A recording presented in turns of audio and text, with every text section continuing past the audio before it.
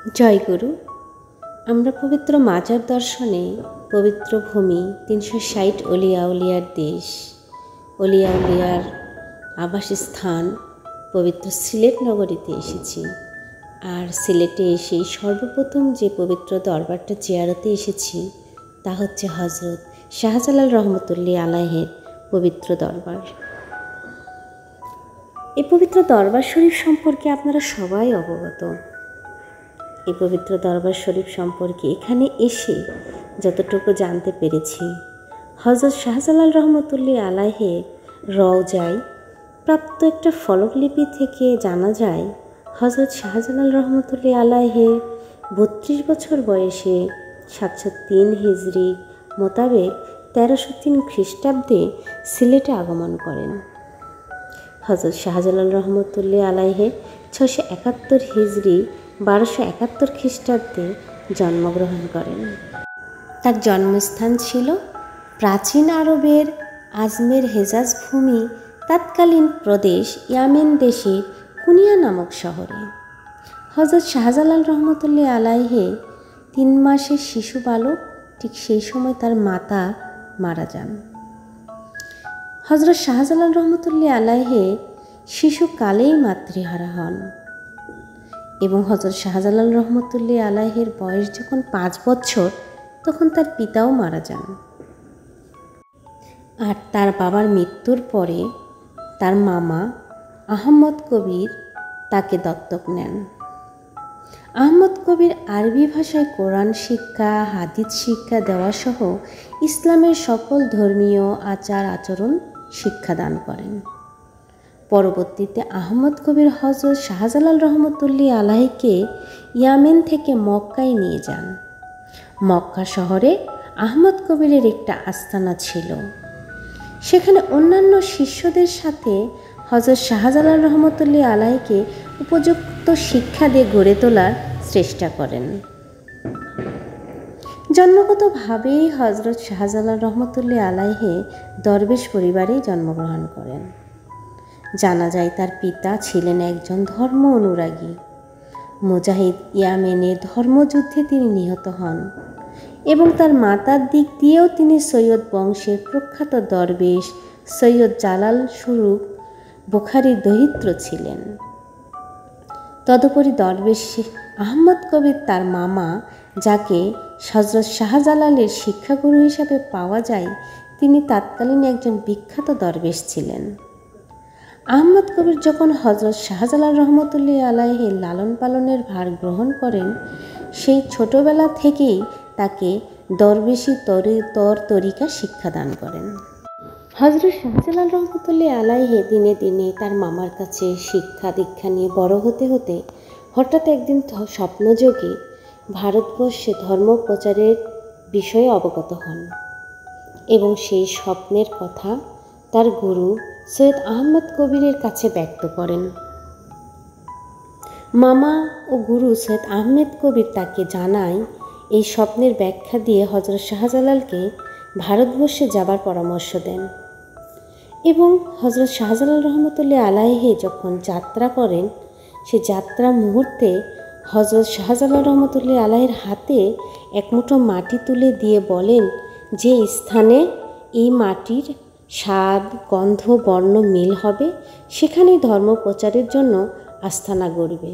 গুরু আহমেদ কবির রহমতুল্লাহ আলাইহির দোয়া নিয়ে হজরত শাহজালাল রহমতুল্লাহ আলাইহি ধর্ম প্রচারের অভিযানে আরবের মক্কা শরীফ হতে একা একাই যাত্রা শুরু করেন।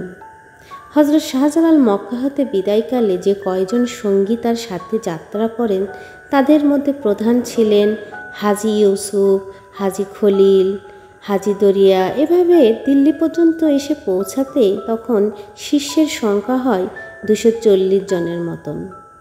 পরবর্তীতে আরও অনেক শিষ্য অলিয়া উলিয়া তার সংস্পর্শে এসে একত্রিত হয়ে 360 অলিয়া উলিয়াতে পরিণত হয়। পরবর্তীতে ধারণা পাওয়া যায় দিল্লিতে আসার পরে হজরত নিজামুদ্দিন আউলিয়ার জৈনক শিষ্য গুরুর কাছে হজরত শাহজালাল রহমতুল্লাহ আলাইহির সম্পর্কে কুৎসা প্রচার করেন। সঙ্গে সঙ্গে হজরত নিজামুদ্দিন আউলিয়া অন্যায় কুৎসা রটনাকারী ওই শিষ্যকে উপযুক্ত শাস্তিস্বরূপ দরবার থেকে তাড়িয়ে দেন এবং অন্য 2 শিষ্যকে ডেকে তাদের মারফতে হযরত শাহজালাল রহমতুল্লাহ আলাইহির কাছে সালাম পাঠান। হযরত শাহজালাল রহমতুল্লাহ আলাইহি সালামের উত্তরে ছোট্ট একটা বাক্সে প্রজ্বলিত অঙ্গারের মধ্যে কিছু তুলা ভরে হযরত নিজামুদ্দিন আউলিয়ার নিকটে পাঠান। হযরত নিজামুদ্দিন আউলিয়া হযরত শাহজালালের আধ্যাত্মিক শক্তির পরিচয় পেয়ে তাকে সাদরে সাক্ষাতের আমন্ত্রণ জানান এবং হযরত নিজামুদ্দিন আউলিয়া হযরত শাহজালালের বিদায়ের কালে হযরত শাহজালালকে 2 জোড়া সুরমা রঙের কবুতর উপহার দেন। মাজার সংলগ্ন যে কবুতরগুলো দেখতে পাই, এই কবুতরগুলো সেই কবুতরেরই বংশধর, যাকে জালালি কবুতর হিসাবেও বলা হয়। খ্রিস্টীয় 10ম শতকে শ্রীহটভূমি, লাউর, জয়ন্তিয়া ও গৌড় নামে 3টি স্বাধীন রাজ্যে বিভক্ত ছিল। উত্তর রাজ্যগুলোর মধ্যে গৌড় অন্যতম রাজ্য হিসেবে বিবেচিত ছিল। এই রাজ্যের প্রাচীন সীমারেখা বর্তমানে মৌলভীবাজার জেলাসহ হবিগঞ্জ জেলায় বিস্তৃত থাকায় নবীগঞ্জের দিনারপুর পরগনার পাশে রাজা গৌর গোবিন্দের চৌকি ছিল। হযরত শাহজালাল রহমতুল্লাহ আলাইহি তার সঙ্গীদের নিয়ে ব্রহ্মপুত্র নদী পার হয়ে প্রথমেই সেখানে অবস্থান করেন। এখানে গৌর গোবিন্দের সীমান্ত রক্ষাকারী অগ্নিবাণ প্রয়োগ করে তাদেরকে প্রতিহত করতে চায়, কিন্তু মুসলমান সৈনিকদের কোনো ক্ষতিই করতে পারেনি। গৌর গোবিন্দ সমস্ত বিষয় অবগত হয়ে উপরান্ত না পেয়ে বরাক নদীতে নৌকা চলাচল নিষিদ্ধ বলে ঘোষণা করেন। হযরত শাহজালাল রহমতুল্লাহ আলাইহি পূর্বের মতোই জায়নামাজের সাহায্যে বরাক নদী পার হন। বরাক নদী পারাপারের বাহাদুরপুর হয়ে বর্তমানে সিলেট জেলার বালাগঞ্জ উপজেলায় ফতেহপুর নামক স্থানে রাত্রি যাপন করেন। সর্বপ্রকার কৌশল অবলম্বন করে রাজা গৌর গোবিন্দ যখন দেখলেন সকল প্রয়াসই বিফল হচ্ছে, তখন শেষ চেষ্টা করার লক্ষ্যে জাদু মন্ত্রসহ এক প্রকারের লৌহধনুক শাহজালালের কাছে প্রেরণ করেন, যার শর্ত ছিল যদি কেউ একা উক্ত ধনুকে যা ছিন্ন করতে পারে তখন রাজা গৌর গোবিন্দ রাজ্য ছেড়েই চলে যাবে। হযরত শাহজালাল তার দলের লোকদেরকে ডেকে বলল, যে ব্যক্তি সমস্ত জীবনে কখনোই ফজরের নামাজ কাজা করেনি সেই একমাত্র এই ধনুকের যা ছিন্ন করতে পারবে। তারপরে মুসলিম সৈনিকদের ভেতরে অনুসন্ধান করে সিপাহ সালার সৈয়দ নাসির উদ্দিনকে উপযুক্ত পাওয়া গেল। হযরত শাহজালাল রহমতুল্লাহ আলাইহির আদেশে সিলেট শহরের সর্বপ্রথম আজান দেন সৈয়দ নাসির উদ্দিন সিপাহ সালার।